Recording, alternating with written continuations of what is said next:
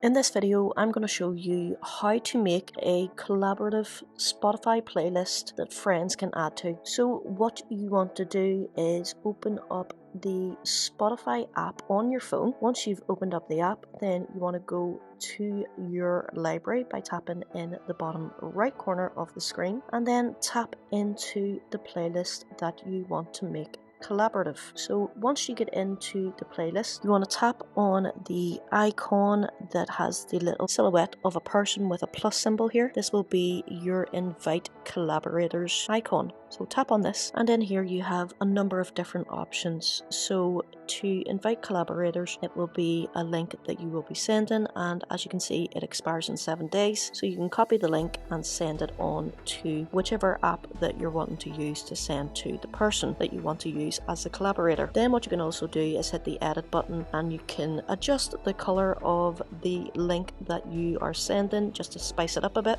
Once the link has been sent and the other person clicks on the link and accepts the collaboration, then that will automatically add them in as a collaborator to your playlist. Now I'm going to show you a playlist that has 2 collaborators already in it.